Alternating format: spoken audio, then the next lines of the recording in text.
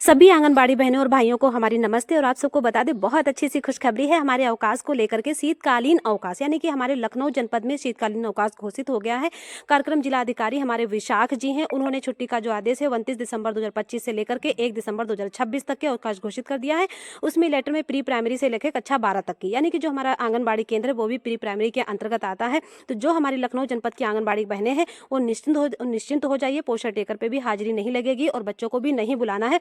जो pre primary शब्द होता है वो आंगनबाड़ी केंद्र के लिए भी होता है। हमारे आंगनबाड़ी केंद्र के बच्चे को प्री प्राइमरी से जोड़ दिया गया है। और वो छोटे बच्चे होते, कहीं ना कहीं उनकी उम्र 3 से 6 साल के बच्चे उम्र होती है। तो आप लोग निश्चिंत हो जाइए। लेकिन आंगनबाड़ी कार्यकर्ती को ब्लैक बोर्ड कार्य है, केवाईसी है, पोस्टर टेकर है, आंगनबाड़ी केंद्र भी खोलना है, सहायिका को भी जाना है, आंगनबाड़ी कार्यकर्ती को भी जाना है, लेकिन बच्चों को नहीं बुलाना है।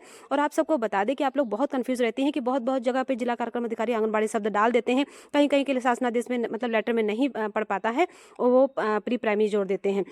तो ये हमारे बक्सर जिला की है। बक्सर जिला में भी 1 जनवरी 25 दिसंबर 2025 से लेकर के 1 जनवरी 2026 तक की बक्सर जिला में अवकाश घोषित हो गया है। तो आप लोग इतनी ठंड में बच्चों को बिल्कुल भी स्कूल भेजना भी नहीं है, निश्चिंत हो जाइए। छुट्टी का आदेश हो गया है बक्सर जिला के में आंगनबाड़ी बहनों को बता दें। और बाकी जो सरकारी प्राइवेट विद्यालय होते हैं वहाँ यानी कि कक्षा 12 तक की, तो समझ जाइए सभी विद्यालय उसमें आ जाते हैं। कक्षा 12 तक के बच्चों का अवकाश है 1 जनवरी 2026 तक की।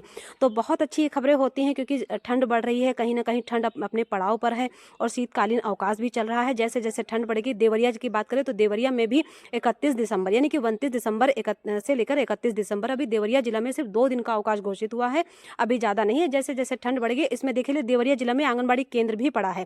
कहीं कहीं बता रहे हैं कि आंगनबाड़ी केंद्र पड़ जाता है, कहीं कहीं के अधिकारी आंगनबाड़ी केंद्र नहीं डालते, प्री प्राइमरी डाल देते हैं। भाई देखो, वो उच्च अधिकारी हैं, जिला स्तर से अधिकारी हैं, उन्हें इतना समय नहीं मिलता है कि बहुत चीज़ें बारीकी से करें। भाई उन्हें बहुत स्तर पर भाई उनके ऊपर जिम्मेदारी कार्य होते हैं। तो देवरिया जिला के हमारे जिला कार्यक्रम अधिकारी हैं शालिनी श्रीवास्तव ने बाकायदा आंगनबाड़ी केंद्र को भी डाल दिया है। अब बात कर लेते हैं कार्यालय जिलाधिकारी पीलीभीत के। तो पीलीभीत में हमारे ज्ञानेंद्र सिंह जी हैं जिलाधिकारी, उन्होंने भी अवकाश घोषित कर दिया है। जालौन में भी जो है अवकाश जो है 31 दिसंबर यानी कि जालौन में सिर्फ 2 दिन का अवकाश है। 29 दिसंबर से लेकर 31 दिसंबर 2025 तक का अवकाश घोषित कर दिया है। वहाँ के चंद्र प्रकाश जी जालौन के हैं।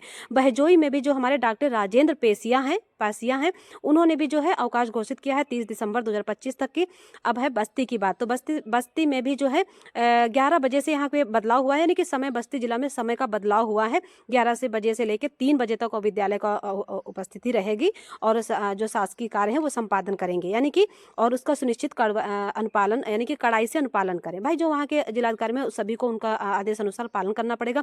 फर्रुखाबाद की बात करें तो फर्रुखाबाद में विश्वनाथ प्रताप सिंह हैं, उन्होंने भी 29 दिसंबर से लेकर 31 दिसंबर तक की अवकाश घोषित कर दिया। कुशीनगर की बात करें, ये सभी हमारे जिला जो है उत्तर प्रदेश में आते हैं। कुशीनगर में जो है विद्यालय 30 दिसंबर से लेकर के 1 जनवरी 29 से 30 दिसंबर यानी कि 2 दिन का अवकाश है। आंगनबाड़ी केंद्र देख लीजिए ब्रैकेट में पड़ा हुआ है, आंगनबाड़ी केंद्र का भी यानी उन्होंने देखो डाल दिया है, आंगनबाड़ी केंद्र डाल दिया है 29 दिसंबर से 30 दिसंबर यानी कि 2 दिन का अवकाश उन्होंने भी दिया है।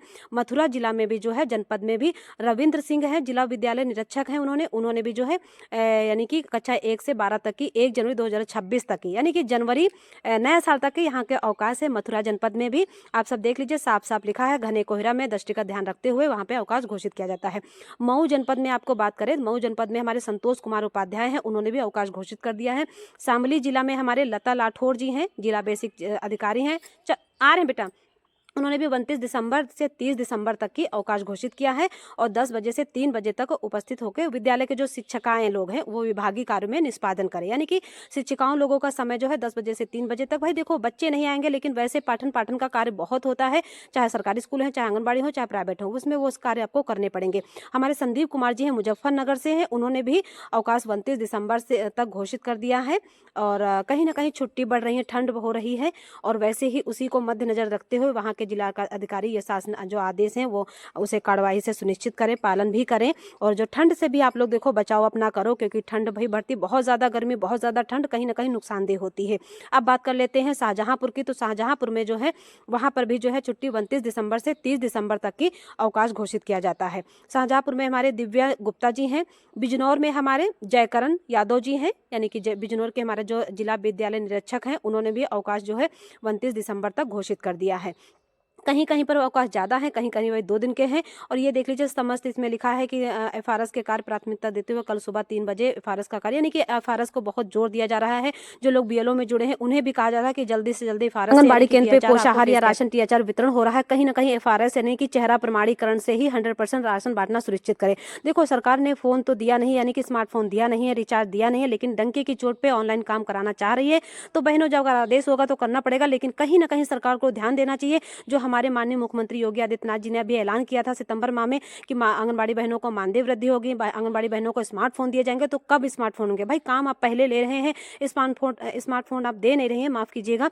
तो कहीं ना कहीं सरकार को भी अलर्ट होना चाहिए कि भाई जल्दी से जल्दी हम लोगों को स्मार्टफोन दे, रिचार्ज दे और हम लोगों से काम भी कराए। भाई चेहरा प्रमाणीकरण कहना 4G मोबाइल से हो नहीं रहा है, बहनें कहाँ तक 5G फोन खरीदे, या छोटे से मानदेय में, हमारे जो यूपी का मानदेय 7,500 रुपए है, तो इतने कम पैसों में बहनें भाई 5G स्मार्टफोन खरीदे। स्मार्टफोन की कीमत अगर देखा जाए तो आप लोगों को पता ही होगा कि 18,000 से नीचे नहीं है। और वैसे आप लोगों को देख ले जो इस समय जो है वो 1-1 लाख के फोन आ रहे हैं, लेकिन कम से कम 20,000 रुपए तो सरकार को देना चाहिए या 5G स्मार्टफोन उपलब्ध कराए, तब आंगनबाड़ी बहनों से अच्छे काम ले। बाकी धन्यवाद दोस्तों, आप लोग कमेंट करके बताना कहाँ से देख रहे हैं।